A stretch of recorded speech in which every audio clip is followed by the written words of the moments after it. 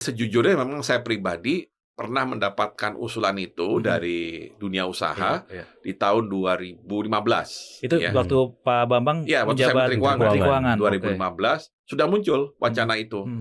Pak, bagaimana kalau supaya kita bisa bersaing dengan Singapura, mendapatkan investasi lebih besar, Bapak turunin PPh badan gitu.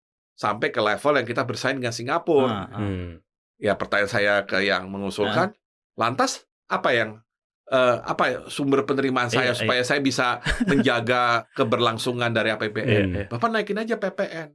Nah, di situ saya langsung bereaksi, oh nggak bisa, Pak.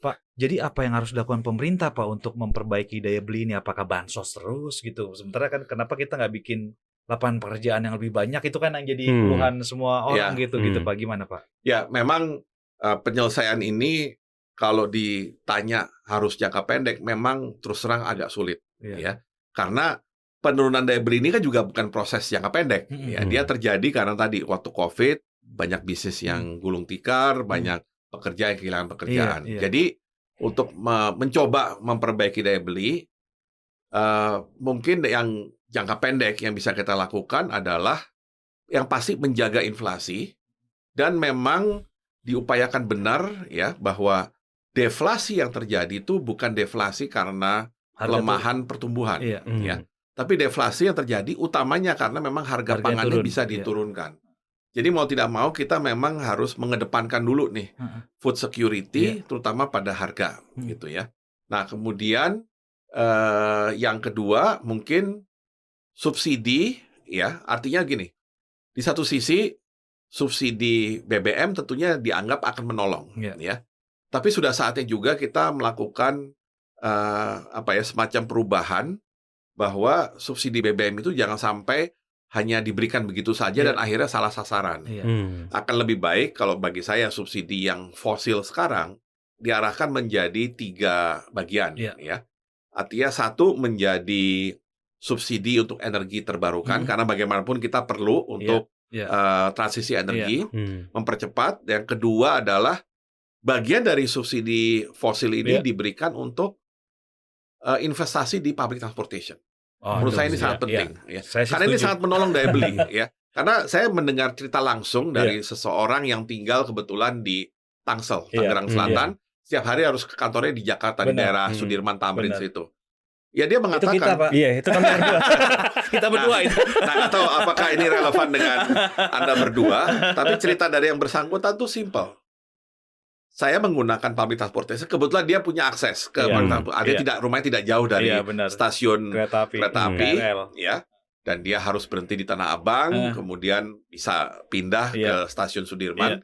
Tapi intinya saya cukup keluarkan Rp4.000 sekali jalan, ya. Berarti kalau pulang balik kan 8.000, ya kurang dari 10.000 lah, ya. Bayangkan kalau dia harus naik mobil atau naik motor, pasti ya naik mobil aja udah pasti harus lewat tol. Mahal tolnya. Udah lewat tol aja udah lebih mahal daripada naik kereta api yang 4.000 tadi. Padahal 52.000, Pak. Nah, belum tentu semua tol kan ini kan baru tol yang belum macet. Nah, kedua kehilangan opportunity karena kemacetan. Belum ketiga ya bensin ya. Jangan lupa. Jadi bisa terbayangkan betapa pentingnya public transportation untuk jaga daya beli. Karena ini kan berlaku kelas menengah nih. Yang saya omong ini dia kategorinya kelas menengah. Dia aja merasakan kalau saya harus setiap hari harus naik kendaraan segala macam, itu biayanya luar biasa, Pak. Luar biasa, Pak. Ya, padahal tiap hari kan dia harus lakukan dibanding 4.000 tadi. Ya, meskipun dengan perasaan kadang-kadang kurang nyaman segala macam, tapi bagi dia yang penting saya bisa bekerja setiap hari, gitu ya. Jadi intinya yang kedua adalah public transportation, yang ketiga adalah memberikan bantuan langsung, ya, bantuan langsung. Nah, terkait dengan ini barangkali salah satu strategi untuk menolong kelas menengah. Dan barangkali ini bisa diarahkan lebih banyak ke yang aspiring dan yang near poor. Selain barangkali model kayak diskon listrik yang kemarin disampaikan. Saya melihat ya mungkin memperluas coverage dari social security. Ya. Jadi saya pelajari di berbagai negara yang sama-sama dengan kita, kategorinya emerging market and developing. Kunci mereka untuk satu, mengurangi kemiskinan dan mengurangi kesenjangan. Itu terletak pada social security system yang kuat, ya. Dan itu harus dimulai bagaimanapun dengan single identity number. Yeah. Hanya itu cara untuk kita bisa menyalurkan bantuan tepat sasaran. Tepat sasaran. Ya. Dan kita tahu yang mau kita bantu misalnya aspiring middle class. Ya kita targetkan ke sana, jangan kemana-mana. Jangan dengan cara yang paling gampang, udah murahin aja barangnya, sehingga siapapun yang beli bisa beli dengan harga murah. Nggak tepat sasaran. Itu menurut saya nggak tepat. Betul. Nah kalau mau menerapkan subsidi dalam tanda petik ya, yang tepat adalah misalnya subsidi kepada angkutan umum. Jadi saya pernah mendengar ada wacana ya, kalau nggak salah dari, saya nggak tahu KAI atau anak perusahaannya, gitu, mau ini. Jadi mereka melakukan adjustment tarif dari kereta ya kalau nggak salah, tergantung NIK dan barangkali mungkin ada data yang bagus bahwa kalau NIK ini dia kategorinya menengah, ini aspiring, ini near poor misalnya. Menurut saya itu salah besar. Ya. Harusnya nggak diutik sama kalau kita melakukan yang tepat sasaran, bukan begitu caranya. Kenapa? Karena justru public transportation itulah yang memang harus disubsidi. Ya. Kenapa? Karena itu tujuannya tadi menjaga daya beli siapapun yang menggunakan. Yang kedua, ini cocok dengan ide transportasi. Yaitu tadi orang yang tadi bilang saya 4.000 aja Pak sampai ke kantor. Iya benar. Akhirnya kan dia memilih naik kereta. Padahal saya tahu dia punya mobil, punya motor, nggak ada masalah. Kalaupun naik mobil, naik motor, gajinya juga cukup. Tapi ya dia melakukannya secara simpel. Kalau naik ini, saya udah pasti setengah jam sampai kantor. Naik mobil 1 jam sampai 1,5 jam, dan itu nggak pasti. Dan tambah capeknya gitu kan. Mahal lagi bensinnya. Bensinnya mahal. Nah, jadi artinya ada tujuan lain, yaitu mengalihkan orang dari kendaraan pribadi ke angkutan umum. Nah, saya inginnya pendekatan seperti itu ya. Jadi social security itu harus benar-benar terasakan oleh paling tidak aspiring middle class sampai yang poor ya, baik kesehatan maupun pensiun ya, dan mungkin untuk social security yang terkait dengan pangan misalkan ya. Menurut saya itu sistem yang barangkali bisa juga ikut menjaga daya beli. Jadi subsidi BBM yang nggak tepat sasaran itu udah dialihkan aja jadi subsidi langsung yang tepat sasaran, tapi public transportation-nya diperbagusin gitu. Ya, public transportation ditambah ya. Kemudian tarifnya juga harus yang murah, affordable gitu. Karena subsidi anggarannya udah besar banget ya, udah besar. Sampai 400 triliun ya. Dan kalau ya. ngitung subsidi jangan hanya lihat di APBN item subsidi. Karena yang harus dihitung paling gampang apa? Lihat realisasi. Tahun sebelumnya ada subsidi yang sudah di-spend, ditambah kompensasi untuk Pertamina dan PLN. Jadi kalau kombinasi itu di jumlah lumayan besar itu. Itu bisa bangun berapa tuh Pak? Iya, bisa bangun kereta, KRL, bus, mempercepat transisi energi yang sekarang agak slow ya, agak lamban. Dan satu lagi, bisa memberikan so-called bantuan tepat sasaran dan memperkuat social security system kita gitu. Terus tapi gini nih Pak, ini udah tahu daya beli melemah, orang makin susah. Tiba-tiba PPN naik jadi 12%. Meskipun dibilangnya cuma naik 1% sebenarnya dari 11 sampai 12. Tapi kan maksudnya ini kan efek-efeknya banyak. Ini kita nggak tahu tayangnya kapan nih. Tapi hari ini di media sosial itu yang trending itu adalah tolak PPN 12%, tolak kenaikan pajak. Jadi itu memang udah sangat luas gitu perlawanan dari masyarakat publik gitu. Gimana Pak Bambang sebagai mantan Menq gitu ngelihat kayak gitu, dan kita kayaknya pernah dengar Pak Bambang tuh pernah menolak ya sebenarnya rencana kenaikan PPN. Saya juga nggak tahu sih waktu dulu menjabat jadi Menq itu, mungkin bisa ceritain Pak. Ya mungkin sedikit cerita aja bahwa ya sebaiknya memang ketika kita mempertimbangkan suatu kebijakan menaikkan tarif pajak itu benar-benar harus melihat situasi yang berlangsung saat itu gitu. Jadi artinya kita tidak bisa menganggap bahwa kenaikan itu berlangsung di ruang vakum gitu. Tapi ini kebetulan timingnya sedang tidak pas. Betul. Tadi ketika daya beli memang dianggap sedang menurun. Ada satu hal lagi yang saya lupa untuk disampaikan. Ada satu survei yang dilakukan oleh Bank Mandiri sebenarnya, karena Mandiri punya Mandiri Institute yang cukup bagus ya. Artinya mereka melakukan penelitian cukup mendalam. Ya tentunya untuk melihat bagaimana prospek kredit konsumsi kan misalnya.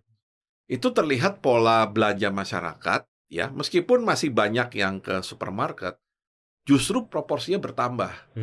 Jadi artinya yang ke supermarket dan ke restoran itu bertambah, tapi yang bagian-bagian lain menurun. Artinya apa? Itu yang sering disebutkan oleh ya rekan saya, misalnya Hatip Basri mengatakan pola konsumsi masyarakat mulai makin defensif. Defensif artinya apa? Kenapa dia lebih banyak ke supermarket? Karena ke supermarket itu kan kita beli kebutuhan pokok, Iya, betul. terutama terkait pangan kan. Iya. Nah kemudian tentunya pasti ada kebutuhan hiburan kan. Iya. Nah hiburan yang basic yang bisa dinikmati apa? Ya restoran itu, gitu loh. Nah jadi artinya pengeluaran barangkali kelihatannya masih bagus untuk supermarket dan restoran tadi, tapi itu mengurangi yang lain, ya sehingga kemudian ada yang komplain, ini daya beli turun. Kenapa? Karena dia bukan masuk yang di supermarket atau yang di restoran ini, gitu loh. Jadi makin defensif. Nah, jadi kembali ke cerita pajak, itu sebabnya kita memang kalau melakukan kebijakan perubahan tarif pajak yang sifatnya akan melibatkan semua orang, mayoritas dari penduduk, dan akan melibatkan hampir semua transaksi, ya kita benar-benar harus hati-hati dan melihat kondisi sekitarnya. Ya. Kenapa? Karena begitu dinaikkan meskipun 1%, itu dampaknya kemana-mana. Ya, dampaknya kemana-mana. Mereka pasti sudah menghitung kira-kira inflasinya akan naik berapa. Mungkin kecil dampak inflasinya, tapi kan mungkin dampak kenaikan PPN 12% ini dirasakan oleh individu yang di kelas menengah ke atas sebagai bukan dampak, ya artinya nggak ada masalah. Tapi barangkali untuk yang bawah, desil 5 ke 8 yang tadi aspiring atau yang near poor, wah ini memberatkan gitu ya. Jadi kadang-kadang gini, melihat inflasi itu juga kita harus berhati-hati. Ya, inflasinya mungkin kelihatan kecil, tapi dampak inflasi kecil itu bisa beda antara kelompok yang atas, income-nya besar dengan income-nya yang terbatas. Itu poinnya. Nah, jadi dari dulu, dari sejak saya waktu di Kementerian Keuangan dan Menteri Keuangan, pendekatan saya adalah ya kita jangan terlalu cepat ingin mencari tambahan penerimaan pajak dengan menaikkan tarif pajak yang tadi sifatnya menyeluruh tadi. Nah, kemudian kenapa itu terjadi? Kan ini adalah amanat dari undang-undang, ya. Kan sebenarnya kalau kita lihat asal muasalnya ini terjadi karena ada aspirasi mungkin dari dunia usaha yang menginginkan PPh badan kita itu kompetitif dengan Singapura, ya. Karena PPh badan Singapura 17%, maka mereka meminta PPh badan yang tadinya 25% itu diturunkan. Nah, ketika diturunkan kan berarti harus ada kompensasi dong. Kalau enggak, tadi ya, pemerintahnya yang kesusahan untuk bisa membelanjakan anggaran kan. Nah, sehingga usulannya menaikkan PPN. Ya, yang mungkin dibuatnya dengan schedule ya, naik 1% dan naik 1%. Nah, kalau saya tanyakan lagi ke Anda berdua kan waktu naik 1% nggak ada yang protes. Ya. Semua orang sepertinya menerima gitu. Mungkin timingnya beda karena waktu itu mungkin dianggap ekonominya sedang oke lah. Baru pulih dari COVID. Baru bergembira. Iya. Nah, tapi ketika naik 12% ini, orang merasa ini timingnya tidak tepat. Tapi sejujurnya memang saya pribadi pernah mendapatkan usulan itu dari dunia usaha di tahun 2015. Itu waktu Pak Bambang waktu saya Menteri Keuangan 2015 sudah muncul wacana itu. Pak, bagaimana kalau supaya kita bisa bersaing dengan Singapura, mendapatkan investasi lebih besar, Bapak turunin PPh badan gitu. Sampai ke level yang kita bersaing dengan Singapura. Ya, pertanyaan saya ke yang mengusulkan, lantas apa yang sumber penerimaan saya supaya saya bisa menjaga keberlangsungan dari APBN? Bapak naikin aja PPN. Nah, di situ saya langsung bereaksi, oh nggak bisa Pak. Kalau PPN naik, itu dampaknya ke semua orang. Nggak peduli dia orang kaya atau orang miskin gitu kan. Pak Bambang langsung cepat jawab begitu, Pak. Langsung jawab begitu karena kan saya tahu kalau PPN kan semuanya kena. Iya, betul. Sedangkan kalau PPh badan itu pertama kan hanya untuk orang yang berbisnis. Betul. Dan itu pasti yang levelnya di atas UMKM kan karena dia sudah membayar PPh badan. Jadi saya bilang yang untung kan cuman ya dunia usaha aja, terbatas gitu. Sedangkan kalau PPN naik terkena ke semua orang. Benar. Sehingga saya waktu itu ya secara instan menolak gitu. Dan saya perhatikan memang butuh waktu lama tuh. Dari 2015 sampai akhirnya nggak tahu tuh undang-undang itu 2021 ya, Mak ya? 2021 HPP. Undang-undang itu 2021. 6 tahun kan? Iya. Nah, saya nggak ngerti kenapa akhirnya dilakukan itu karena udah tahu konsekuensinya pasti harus menaikkan PPN gitu. Sedangkan ya kalau saya ditanya perlu nggak kita berkompetisi dengan Singapura? Menurut saya kompetisi yang sangat tidak fair. Karena apa? Berapapun pajak yang diterima di Singapura itu hanya untuk keperluan 5 juta orang, 5 juta penduduk dengan satu pulau. Ya. Jadi keperluannya Singapura mau seroyal-royalnya orang Singapura itu pasti kecil, nggak banyak. Jadi pajak pun mereka barangkali kalau mau tarifnya di bawah itu juga nggak masalah gitu. Mereka pasti bisa hidup dan masih bisa hidup enak gitu ya. Sedangkan kita yang pajaknya masih pas-pasan itu harus untuk membiayai banyak negara kepulauan terbesar di dunia, 280 juta orang. Dan yang orang suka lupa mengelola Indonesia itu mahal. Ya. Satu karena penduduknya banyak, ya itu pastilah itu akan menjadi ini kan menjadi perhatian kita untuk spending. Yang kedua kondisi geografis. Kita tuh negara kepulauan, bukan negara kontinen. Gitu. Sehingga misalkan saya bayangkan untuk listrik aja, ya. Kita mau nggak mau harus bikin berbagai sistem listrik, ya. Karena nggak bisa kita membuat jaringan listrik dari barat sampai ke timur, utara ke selatan, ya. Karena akan mahal sekali dengan kabel bawah laut, gitu kan. Kalau kita bikin itu di Amerika atau di India, mudah sekali. Dan saya ingat kalau di Amerika, orang dengan mudah bisa naik mobil dari Los Angeles ke New York. Karena memang nyambung. Ada highway system yang connect Los Angeles, New York. Di India, orang biasa naik kereta api dari Mumbai ke Calcutta. Ya. Di kita kan nggak bisa. Ya. Mau nggak mau Anda harus naik apa? Ya naik kapal laut, tapi kan hampir nggak mungkin lah naik pesawat. Naik pesawat udah pasti lebih mahal dari mobil ataupun dari kereta api. Gitu. Itu aja. Jadi kadang-kadang kita juga harus melihat konteks. Ya. Kadang-kadang ada orang yang terlalu mudah membandingkan, misalkan, kok Indonesia nggak bisa seperti Brunei, yang bisa menyekolahkan anaknya bisa sampai ke universitas, mau sampai S3, mau gratis bisa gitu. Di kita kuliah aja mahal gitu kan misalnya. Ya jangan lupa Brunei itu penduduknya berapa, di bawah 300.000 ya kalau nggak salah. Dan dia punya minyak, meskipun minyaknya kecil ya, tapi cukup untuk penduduk itu. Nggak perlu banyak-banyak deh ya, Pak. Kita udah SDA-nya begitu banyak, ya mungkin satu hal memang ada kebocoran, ada korupsi yang harus kita bereskan. Tapi di sisi lain memang istilahnya apa? Biaya dasarnya, fixed cost-nya Indonesia tuh udah besar. Ya. Ditambah tentunya dengan variable cost yang terjadi. Gitu. Apa kira-kira bisa kita lakukan supaya tax ratio kita ini bisa bergerak naik di atas 10% gitu ya?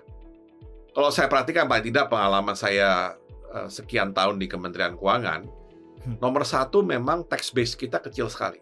Basis pajak itu artinya orang yang membayar pajak dengan benar dan teratur, itu kecil sekali, ya.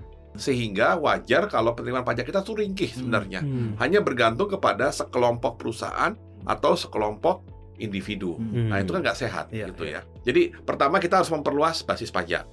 Apa yang bisa kita perbuat untuk memperluas basis pajak? Ya salah satunya dengan memastikan tidak lagi terlalu banyak transaksi yang sifatnya dalam tanda petik ya informal, ilegal atau underground. Sobat Cuan, jangan lewatkan lanjutan obrolan seru yang nggak kalah menariknya dari pembahasan kita kali ini. Hanya di channel YouTube Cuap Cuap Cuan.